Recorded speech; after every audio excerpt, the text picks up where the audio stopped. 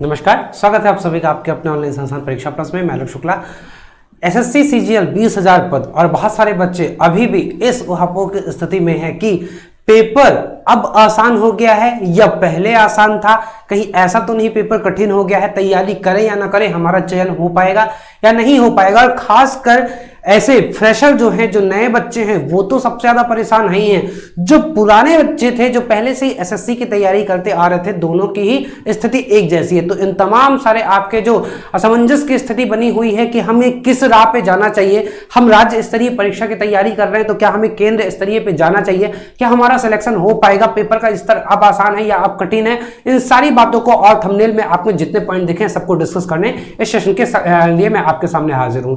तो शुरुआत करते हैं। इसमें आप देख ही रहे हो कि सबसे पहले जो हम लोग डिस्कस कर रहे हैं कि ये अब एसएससी सीजीएल जो हो गया है वो आसान हो गया है या कठिन हो गया है।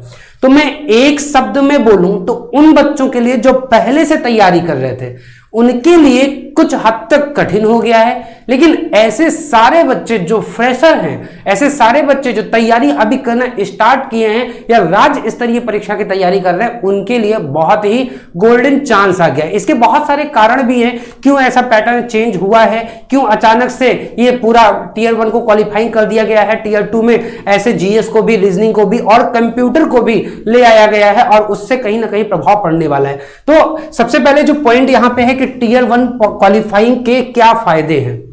तो देखो, टियर 1 क्वालिफाइंग के फायदे सर्वप्रथम तो उनको मिलेंगे जो इस बात से घबराते थे या मान बैठे थे कि एसएससी हमारे बस की बात नहीं है। एक टैग था कि एसएससी और बैंक बहुत ही जो टेक्निकल बच्चे होते हैं वही कर पाते हैं, लेकिन ऐसा नहीं है। अब देखा जाए तो पुराने बच्चों को तो फायदा है ही है इसका, नए बच्चों को जो फ्रेशर हैं उनको और भी ज्यादा फायदा है, या ऐसे बच्चे जो राज्य स्तरीय से केंद्र में मूव कर रहे हैं उनके लिए और भी बहुत ज्यादा फायदा है। क्यों फायदा है? क्योंकि पहले क्या होता था कि टियर 1 में जो कट ऑफ जाती थी वो 200 में 200 के ऊपर चली जाती थी और सिलेक्शन लेने वाले बच्चे के अगर मार्क्स देखेंगे तो 200 में 190, 195, मतलब अगर बोल सकते हो तो 175 के ऊपर वाला ही सिलेक्शन लेता था। बहुत रेयर केस होता था कि 175 के नीचे वाला बच्चा मेंस में बहुत अच्छा परफॉर्म करे तब जाके होगा। और एक बात और तय थी, जिस बच्चे का 175 से कम रह जाता था ये सीधा सीधा ये बताता था कि उसकी मैथ्स और रीजनिंग कमजोर है।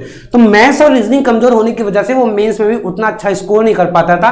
तो कारण ये हो जाता था कि वो एसएससी की परीक्षा से बाहर हो जाता था। 1 साल, 2 साल, 3 साल लगातार 4 बार, 5 बार, कुछ तो बच्चे 8 बार अटेम्प्ट देने के बाद भी निराशा उनके हाथ लगती थी। अब ये सारा सीन खत्म हो गया है। तो अभी तक जो एसएससी था वो प्रैक्टिस का गेम था, प्रीलिम्स में भी और मेंस में भी। कम समय में 1 घंटे में 100 क्वेश्चन करना है और अधिकतम से अधिकतम नंबर लेके आना है। और अगर आपकी किस्मत अच्छी रही, नॉर्मलाइजेशन कुछ ऐसा बैठ गया जो आपको 200 के करीब या 200 के पार पहुंचा देगा, तब तो आपका चयन निश्चित है, वरना फिर आपका चयन निश्चित अंततः नहीं है, ये होता था। अब क्या हो गया है कि टियर 1 केवल क्वालिफाइंग हो गया है, मतलब कि आपको पेपर देना है, क्वालिफाई करना है। अच्छा, क्वालिफाई करने का मतलब ये नहीं कि जितने बच्चे क्वालिफाई होंगे वो सारे ही मेंस में बुलाए जाएंगे, नहीं, अभी भी मेरिट बनेगी। लेकिन पहले क्या होता था, इसे मैं आपको थोड़ा सा समझा दूं। यहां पे अभी तक क्या होता था कि कोई बच्चा अगर 100 सपोज करो कि 135 कट ऑफ गई है तो 136 नंबर पाने वाला, 137 नंबर पाने वाला, इवन 150 नंबर पाने वाला, इनके जो चांसेस होते थे, इनके चांसेस बहुत कम होते थे। मैं जीरो तो नहीं बोलूंगा, बट मात्र 0.1% चांस होते थे फाइनल सिलेक्शन के। और जो 150 के ऊपर होता था वो लड़ाई में होता था। और 150 के ऊपर भी कहा, जो 175 प्लस होता था उसके चांस बोले जाते थे कि 90% के ऊपर हैं, और इनके बीच वाले में 50-50 चांस में हो भी सकता है, नहीं भी हो सकता है वाले चांस में रहते थे।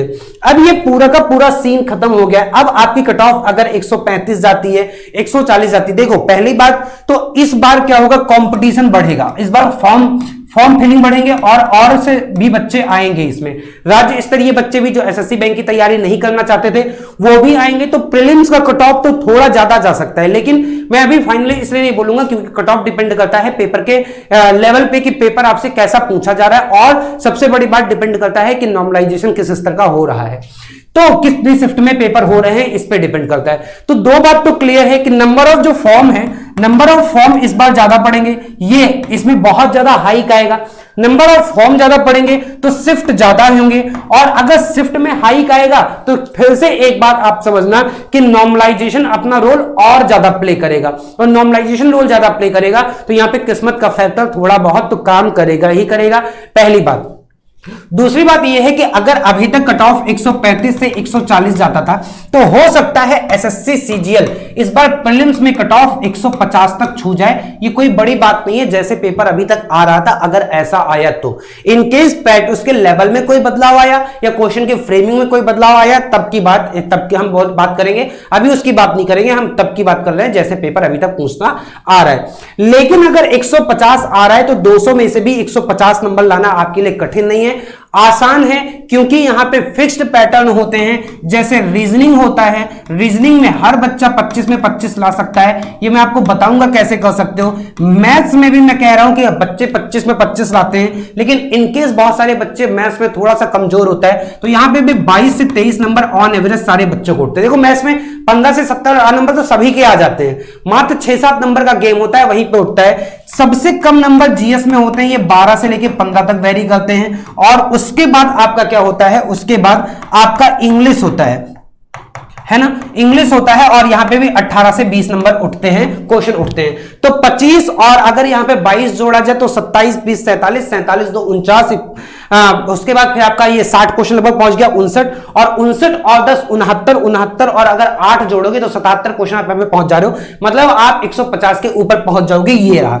लेकिन अब आपकी थोड़ी सी स्ट्रेटेजी वाली वीडियो में मैं आपको बताऊंगा, अगली वीडियो जो हमारी आ रही है वो स्ट्रेटेजी की ही वीडियो आ रही है, आप देख सकते हो, और इस वीडियो को आप लोग अभी चैनल सब्सक्राइब कर सकते हो इस वीडियो को देखने के लिए, जैसे अपलोड हो वैसे देखने के लिए, ताकि आपको नोटिफिकेशन मिल जाए। बहुत ही व्यापक मैं स्ट्रेटेजी लेके आ रहा हूं। तो यहां पे अगर आप देखोगे तो अब इस वाले पोर्शन में पहले होता था कि प्रीलिम्स और मेंस की तैयारी हम शुरुआत करें, जो मैंने आपको पॉइंट नंबर 2 यहां पे लिख रखा हूं कि मेंस अभी से पढ़े या टीयर 1 के बाद से पढ़े। तो अब जो बच्चा इस मानसिकता के साथ चलेगा, पहले टीयर 1 पढ़ ले फिर टीयर 2 पढ़ ले, शायद उसके लिए टीयर 1 ही क्वालिफाई करना मुश्किल हो जाएगा। तो अब आपको प्रीलिम्स और मेंस की तैयारी एक साथ करते हुए चलनी है, और इसको अब एक अच्छा समय भी देते हुए पढ़ते चलना है कि यहां पे तो आपका नंबर बूस्ट करे, और आगे चल के मेंस में भी जो 25 क्वेश्चन आपका पूछा जाएगा वहां पे भी आपका नंबर बूस्ट करे।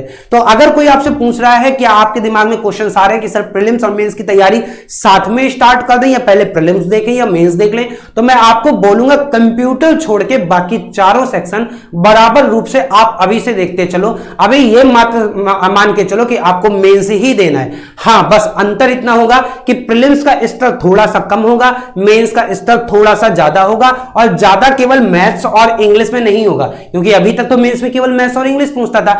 अब ज्यादा रीजनिंग का स्तर, अभी देखोगे तो राज्य स्तरीय परीक्षा या बैंक में रीजनिंग का स्तर बहुत अच्छा होता था, अब एसएससी में भी रीजनिंग का स्तर बहुत अच्छा पूछा जाना है, और उसके बाद जीएस का भी स्तर मेंस में पूछा जाएगा। अब मैं बोलूं कि जीएस प्रीलिम्स के और मेंस के जीएस में क्या अंतर पड़ेगा, तो देखो क्या अंतर पड़ सकता है, जो संभावना है उसकी मैं बात करूंगा। जो प्रीलिम्स होगा उसमें करंट स्टैटिक जीके वाले जो हमेशा पूछते आ रहे वैसा पूछा जाएगा, और जो मेंस होगा उसमें कन्वेंशनल वाला पार्ट के क्वेश्चंस थोड़े ज्यादा होंगे, पारंपरिक तरीके से, जैसे इतिहास, भूगोल, अर्थव्यवस्था, इनके जो क्वेश्चन होते हैं साइंस के, इनके क्वेश्चन अच्छे खासे देखने को और अच्छे क्वेश्चन देखने को मिलेंगे। तो अभी आपको जीएस, स्टैटिक, करंट और मेजर फैक्ट वाले पोर्शन को पढ़ना है। उसके बाद अगर देखा जाए तो फिर जब मेंस में होगा तब आपको कन्वेंशनल वाला पार्ट देखना है। तो दोनों की तैयारी आपको अभी से स्टार्ट कर देनी है। आते हैं हम लोग इस पॉइंट पे कि इंग्लिश मैथ्स कहां से पढ़े, तो इसको मैं जो स्ट्रेटेजी वाली वीडियो लेके आऊंगा उसमें मैं आपको अच्छे से एक्सप्लेन कर दूंगा,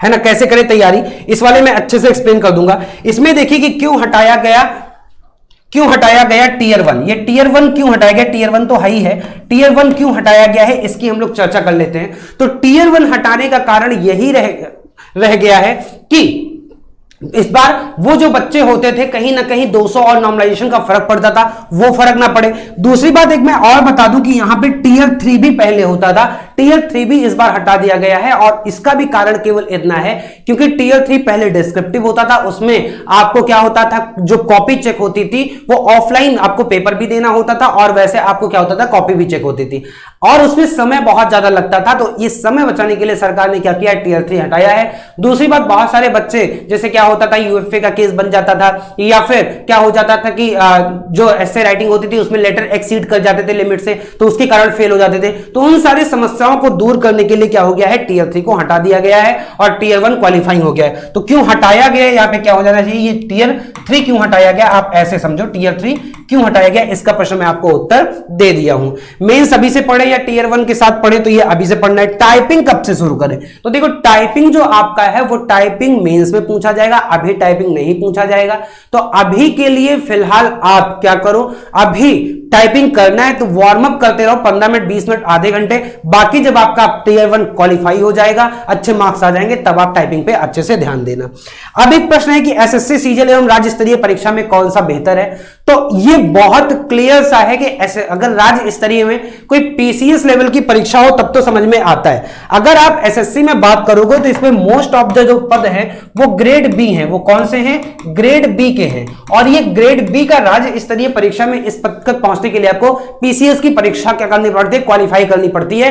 हालांकि अगर आप अधीनस्थ को कोई परीक्षा देते हो तो वो समूह गा की होती है, या कोई भी देते हो तो समूह गा की होती है, वो समूह बा की नहीं होती है। यानी ग्रेड बी का जॉब इससे मिल जाएगा। तो नो डाउट कि ये आपका एसएससी सीजीएल राज्य स्तरीय किसी समूह गा की परीक्षा से बहुत ही बेहतर है। बहुत अच्छा जॉब है, बहुत अच्छी सैलरी है, बहुत अच्छा प्रमोशन है। जॉब प्रोफाइल की एक अलग से वीडियो आपको दे दी जाएगी, तो वहां पे इन सारी बात को चर्चा की जाएगी। हालांकि आप इन शॉर्ट इतना समझो कि अगर आपको राज्य स्तरीय पीसीएस को हटा दिया जाए, पीसीएस के नीचे जो भी आपके पेपर हो स्टेट लेवल में, उन सभी से इसका एसएससी सीजीएल के सारे ही सारे पोस्ट अच्छे हैं। कुछ ग्रुप सी पोस्ट भी हैं, लेकिन दोनों के कंपैरिजन में इसका भी आपका कहीं ना कहीं रोल है। ग्रुप सी वाले में कई बार क्या होता है कि पोस्टिंग आपकी कहां हो रही है उस पर डिपेंड करता है, बट अगर बोला जाए ओवरऑल लिया जाए तो एसएससी सीजीएल का पद राज्य स्तरीय से ज्यादा बेहतर है। तो इस वीडियो में मैं आपको इतना ही बताना चाहूंगा। अन्य आपकी कोई भी प्रश्न हो तो आप कमेंट बॉक्स में हमसे पूछ सकते हो, उसका उत्तर आपको दे दिया जाएगा।